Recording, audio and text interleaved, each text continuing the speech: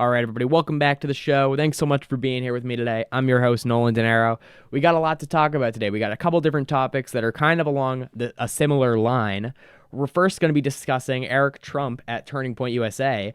He was at a Turning Point USA event, as J.D. Vance was a couple of days ago, we covered here on the show, where he was asked about a bunch of questions by the students at the event, and he was asked one question about Israel, and it has gone viral, so we're going to discuss it here today. I'll give you my reaction, and his answer to the question was lackluster at best. So we'll discuss that here today, and we'll also be discussing later on in the show the battle over SNAP benefits here in the federal government. So SNAP benefits, for those who don't know, are essentially the food stamp program of the federal government, and 42 million Americans are at risk of not getting their food benefits due to the government shutdown. And at the moment, there is a battle between the Trump administration and a federal judge over whether or not the Trump administration will be forced to fund these programs for this month in November. So we'll discuss all of that today and more on the Quest for Clarity podcast. Americanism, not globalism. I am not a slave. I am a free citizen. There should be no Federal Reserve System. Only America first. End all of these wars. America is trying to play empire. We want everything released, and you're actively covering it up. It's not America first to be pushing our influence in areas where it shouldn't be. We're run by people that don't understand what they're doing and don't understand the ramifications of the policies they're enacting. That's an incredibly dangerous situation.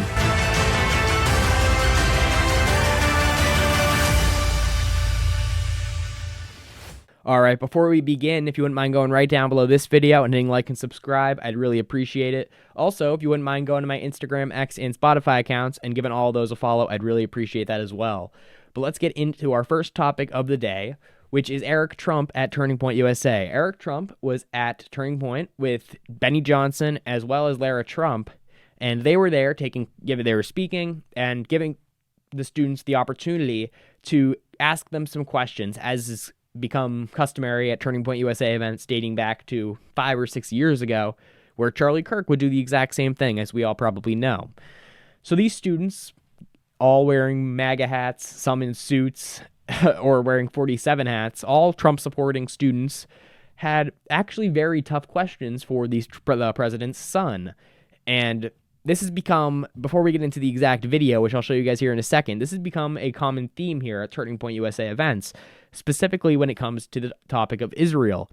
The young Republicans, the young conservatives, have had a massive shift on this issue over the past 2 years, and they have become, like myself, increasingly critical of the United States government's relationship to Israel, and largely because of the Israeli response to what happened on October 7th, the Israelis responded by flattening the entire Gaza Strip and killing, at this point, close to 70,000 people, 20,000 of which were children.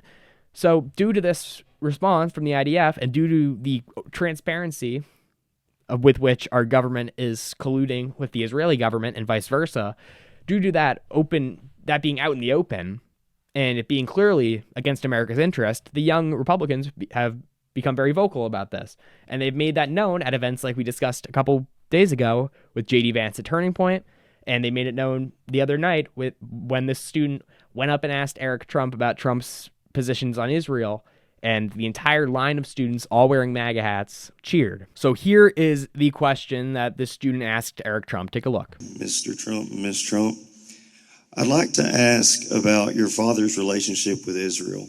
He's taken over $230 million from pro-Israel groups. During the summer against Iran, even though he advised against it, Israel still attacked Iran, and the U.S. still bombed on behalf of Israel. Your father's frustrations with Netanyahu have been made clear when he cursed on national TV over the situation. Israel has not been a great ally to the U.S. all the way since 1960 when they bombed the USS Liberty. Israel is a nation where Christians are constantly under attack in both Gaza and the West Bank. We talk about America first and defending Christians, but how can we do this if we align ourselves with a nation that does not do that itself?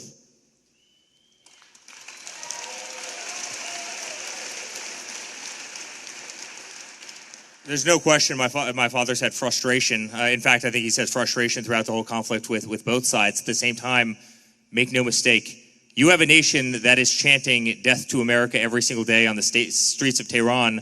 You have a nation that will develop a nuclear weapon, and you have a nation that will use that nuclear weapon against the Western way of life. There's no question about it. You have a nation that will use proxies around the world, whether it's Yemen, whether it's a lot of other ones, to inflict serious harm on this nation, and they don't hide it. They don't hide it. In fact, it's really interesting. About a year ago, maybe a little over a year ago, they put out, the Ayatollah in Iran put out an emoji, a little short video clip of a drone hovering over my father's head as he played golf. This was literally posted on the Ayatollah's, Twitter page, following my father around a golf course with a crosshair right on top of him, as if they wanted to assassinate him and as if they wanted to hurt him. Guys, Iran wanted to destroy our way of life. They wanted to hurt us. They wanted to inflict real pain. What I can tell you about my father is, in terms of Israel, he wants a peaceful Middle East. He wants peace around the world. He wants to end the killing. He did that with India and Pakistan. He did that, obviously, you saw what he did with Cambodia and Thailand. He's tried to stop every conflict because he's sick and tired of the death and destruction. So there have been times that he got mad at Netanyahu. There's plenty of times where he's gotten mad at Putin. There's times where he's been mad at Zelensky. And he uses all of that as a tool to stop pain and destruction and death of people that are our age, your age in most cases, who have become political pawns and who have been marched into literally trenches and killed by the millions. And that's what my father wants to see end right this second, and that's why he's worked so hard for peace around the world. In fact, Donald Trump is the only president in the United States history that's never brought America to war, and I hope he keeps following in that crusade.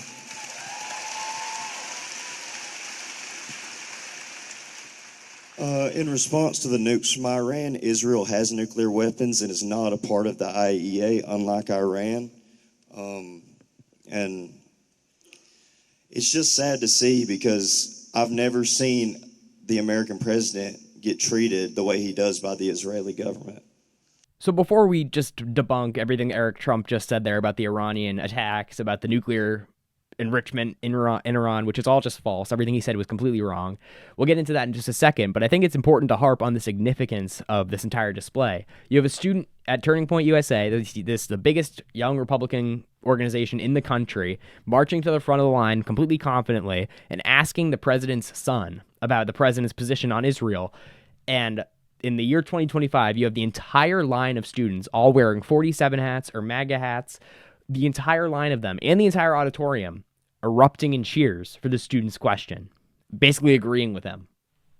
These students who are here to support Eric Trump and to support the Trump administration, these students who made up a massive part of the coalition that elected Trump just last year, are now all here in front of the president's son, cheering for a student questioning him on his position on Israel. If you were to put yourself 5 or 6 years ago in this exact same situation, that student would have been booed out of the auditorium and he would have been viciously smeared.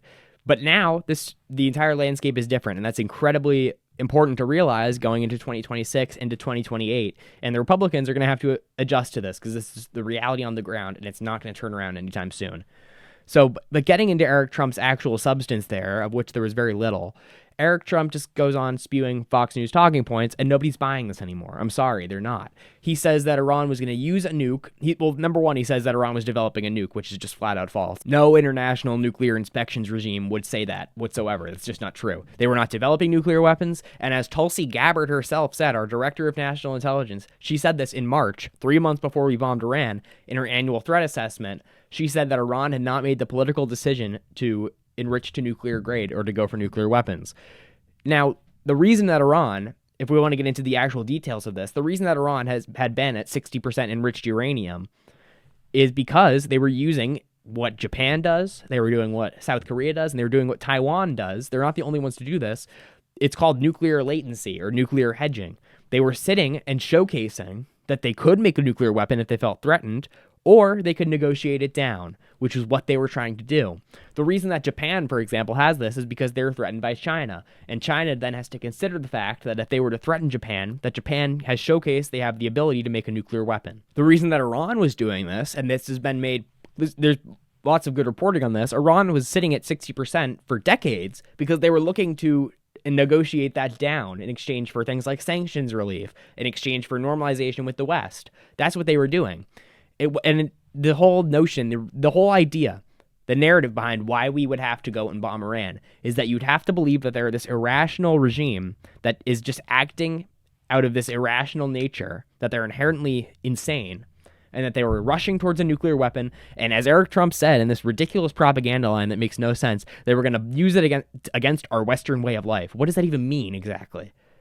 That's just a intentionally scary term. It's an emotion. It appeals to emotion, and it has no actual backing in reality. Because what does that even mean, our Western way of life? They were going to use it against the United States? Is that what Eric Trump's implying? Because then he'd have to answer to the fact that they don't have intercontinental ballistic missiles that could even make it to America if they had a nuclear warhead. So none of this makes sense. If you've read about this for even a second, you would know that none of this is true.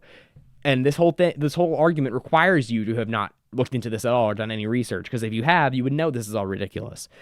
So this is the problem now that the Republican Party is facing. They are stuck in these old talking points about Iran and about Israel, and they don't know how to adjust to the fact that the young Republicans are awake to the fact and have discovered the fact that the Americans' ties to Israel and the influence that Israel has over our politics is so extreme, and there's no putting that genie back in the bottle because it's become apparent, and they have no way to grapple with this. And if we look back to the video I did just a couple days ago about J.D. Vance at Turning Point, it was the same story.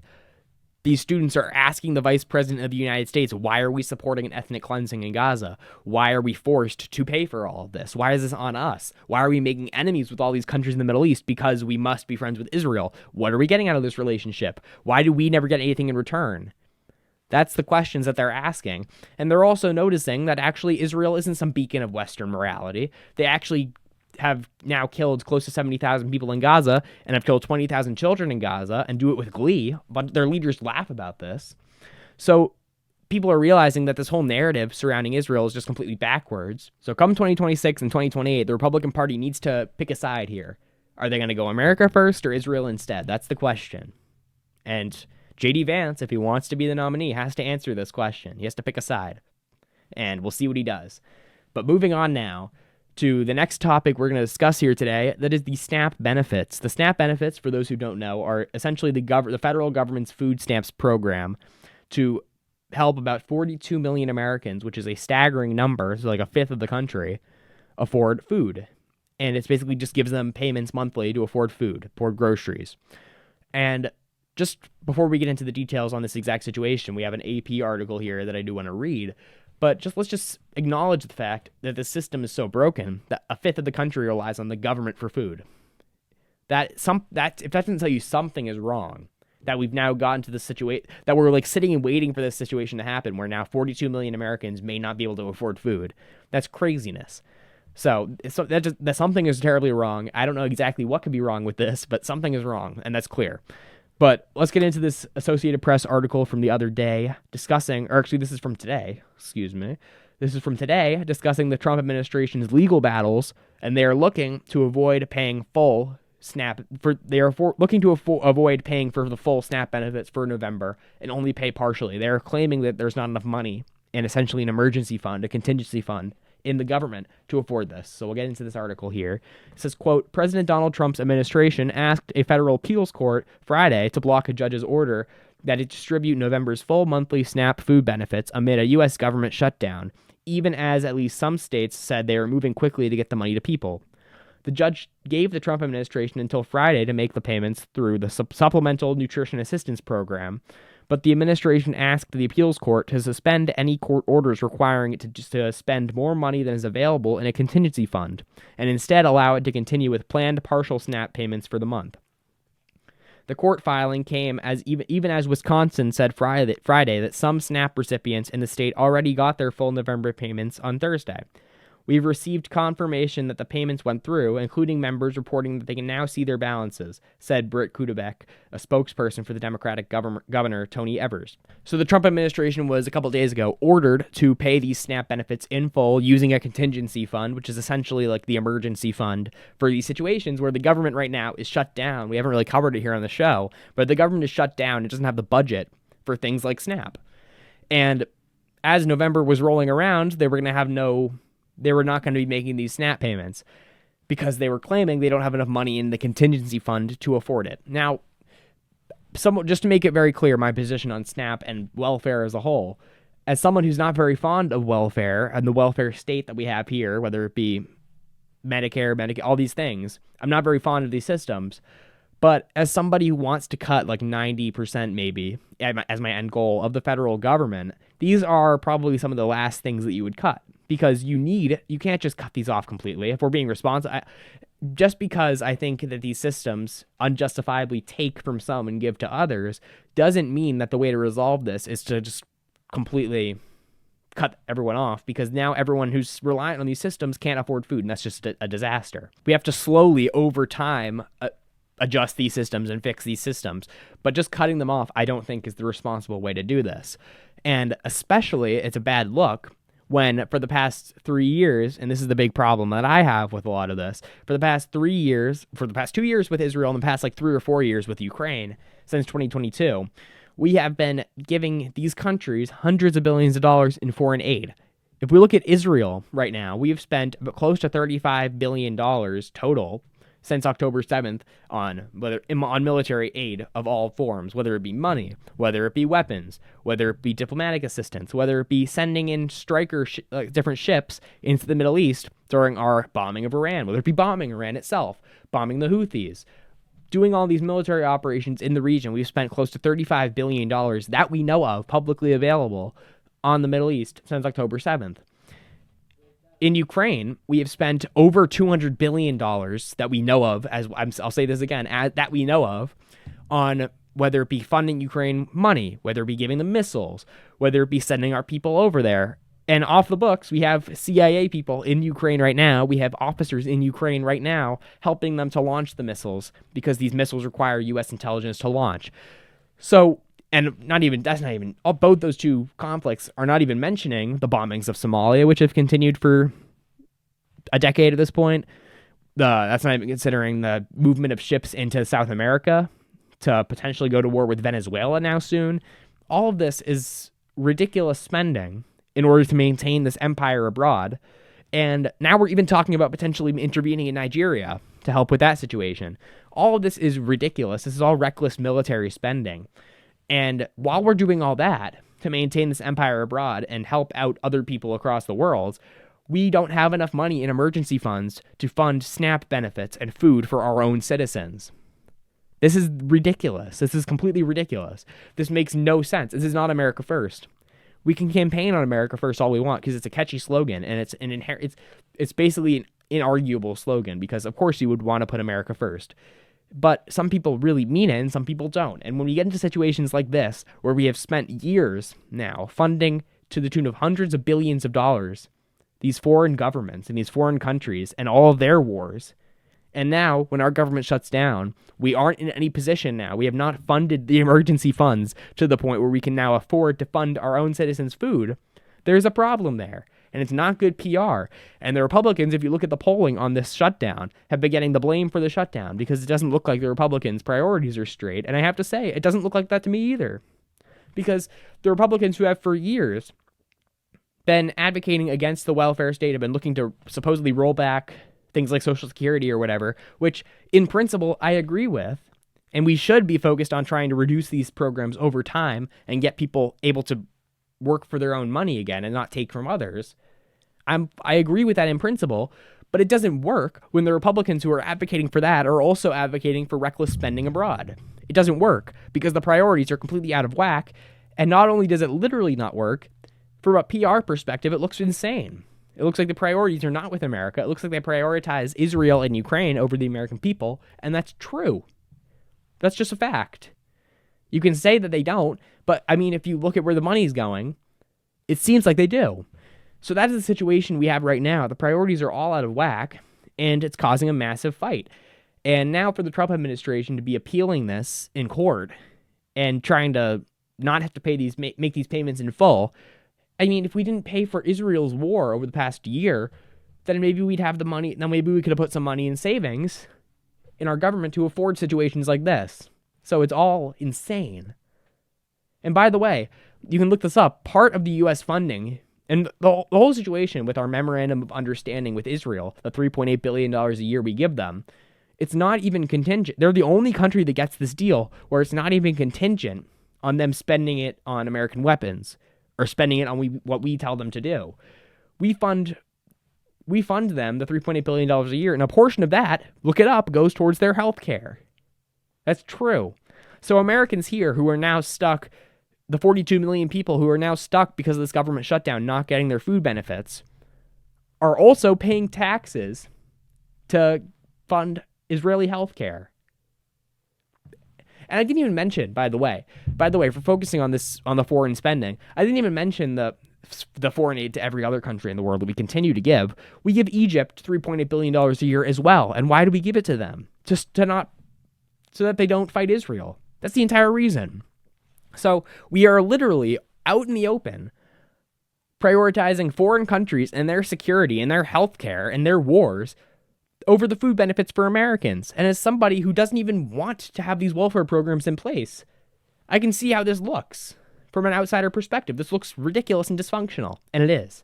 So that's where we get to this conversation about what does America First mean. And going into 2026 in the midterms, if this keeps up, if the Republicans don't actually focus on what really matters in these domestic issues, and they maintain their focus on foreign policy and maintaining empire abroad, then the radical spending is going to continue, the printing of money is going to continue, and that leads to inflation. Unaffordability will continue, and then that will result in electoral slaughter for Republicans. So they have to make a choice, and I don't know what they're going to go with. It doesn't look good, but they have to make a choice here. Do they mean America first, or do they mean Israel instead? That's the question that J.D. Vance will have to answer. That's the question that the Republicans will have to answer, and we'll see which path they take. But that's where I think we'll end it off for today. Thank you guys so much for watching. Please be sure to like and subscribe down below. Also, please be sure to go to my Instagram, X, and Spotify accounts and give all those a follow. And I'll see you guys in the next episode. Have a good day. Americanism, not globalism. I am not a slave. I am a free citizen. There should be no Federal Reserve System. Only America first.